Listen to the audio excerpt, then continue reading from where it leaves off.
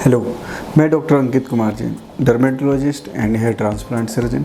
आज हम बात करने वाले हैं एक बहुत इम्पोर्टेंट टॉपिक के बारे में, जिसमें आपको पता चलेगा कि हेयर ट्रांसप्लांट की अगर आप प्लानिंग कर रहे हैं तो कैसे आपको क्लिनिक सेलेक्ट करना है ताकि आपका रिजल्ट बेस्ट आए और आपकी सर्जरी फेल होने का चांस ना रहे और आपको कोई साइड इफ़ेक्ट्स वगैरह ना हो। तो इसके लिए 3 से 4 चीज़ें हमें बेसिकली ध्यान देने की ज़रूरत होती है।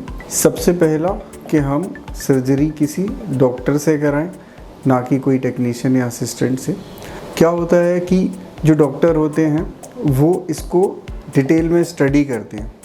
इसमें एक पार्ट तो टेक्निकल हो गया जो कि ग्राफ्ट का निकालना है, लगाना है, लेकिन किस तरह के ग्राफ्ट लेने हैं, किस एरिया से लेने हैं, ये इसका साइंटिफिक नॉलेज होना ज़रूरी है। स्लिट किस डायरेक्शन में बननी है, किस एंगल पे बननी है, कितनी डेंसिटी से बननी है, ताकि आपके ग्राफ्ट का बेस्ट मैनेजमेंट हो सके, वेस्टेज कम हो और उनका मैक्सिमम यूटिलाइजेशन हो और रिजल्ट नेचुरल से नेचुरल दिखे। तो सबसे पहले आपको यही देखना है कि जो पर्सन आपकी सर्जरी करने वाला है उसके पास क्या डिग्री है, वो क्वालिफाइड है या नहीं।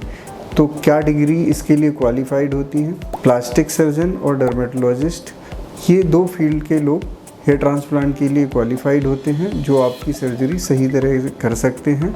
उनको इन चीज़ों का प्रॉपर नॉलेज होता है। इसके अलावा आप जनरल सर्जन से भी करा सकते हैं, लेकिन प्रेफर कीजिए प्लास्टिक सर्जन या डर्मेटोलॉजिस्ट। अब इसके बाद अगला जो नंबर आता है वो होता है कि आप किस क्लिनिक पे करा रहे हैं। तो जो क्लिनिक है वो CMHO रजिस्टर्ड होना चाहिए या कोई प्रॉपर हॉस्पिटल सेटअप होना चाहिए। कोई सैलून या कोई मॉल में लिया हुआ कमरा या कोई ऐसे ही कमरा लिया हुआ है, उनमें नहीं होना चाहिए। काफ़ी सारे सेंटर्स ऐसे ही घरों के अंदर चल रहे हैं या कोई मॉल में ऐसे सैलून की तरह चल रहे हैं जो परमिशन नहीं लेते। वो परमिशन या लाइसेंस सैलून का लेते हैं, लेकिन आपको वहाँ पे हेयर ट्रांसप्लांट की सर्विसेज देते हैं।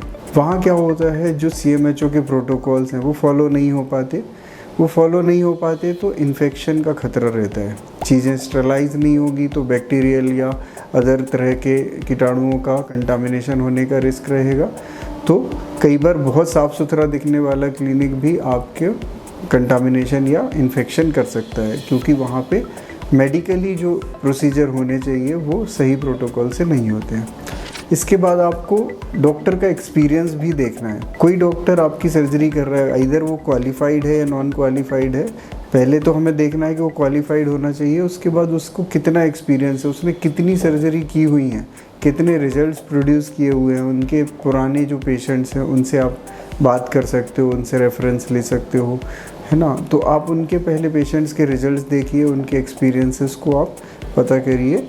उससे आपको एक आइडिया लगेगा कि कंसिस्टेंटली यहाँ पे रिजल्ट्स आते हैं, ना कि कभी कभार आ जाते हैं। तो ये भी बहुत इम्पॉर्टेंट चीज़ है, क्योंकि क्या होता है, कुछ केसेस सिंपल होते हैं जिनमें रिजल्ट्स देना बहुत आसान होता है, कुछ केसेस डिफ़िकल्ट होते हैं जिनमें रिजल्ट देना मुश्किल होता है। उनके ग्राफ्ट अलग तरह के होते हैं, उनको एक्सट्रैक्ट करते समय ट्रांजैक्शन ज़्यादा होता है, तो कैसे उस ट्रांजैक्शन को कम करना है। उनकी स्किन अलग तरह की होती है जिनमें स्लिट मेकिंग थोड़ी डिफ़िकल्ट होती है, किसी की स्किन थोड़ी ब्लीड ज़्यादा करती है, विजिबिलिटी का इशू आता। तो ये सब चीज़ें आपका सर्जन टैकल कर पाए।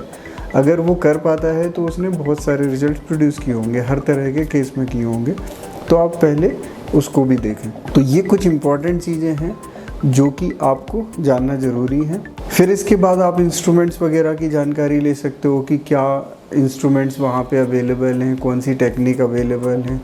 तो जो आपके लिए बेस्ट सूटेबल है, वो आपके जो बजट में है, जो आप अफोर्ड कर सकते हो और आपके लिए अच्छी रहेगी, वो आप अपने डॉक्टर से डिस्कस करके फिर आप हेयर ट्रांसप्लांट का डिसीजन ले सकते हो।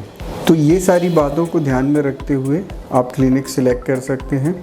अगर आप हमारे यहाँ से अपनी सर्जरी प्लान करना चाहते हैं तो जो नंबर दिए गए हैं इन पे आप इंक्वायरी कर सकते हैं, डिटेल्स ले सकते हैं। आप मुझसे पर्सनली कंसल्टेशन ले सकते हैं, आप मुझसे चीज़ें डिस्कस कर सकते हैं, हमारे पुराने पेशेंट से आप बात कर सकते हो।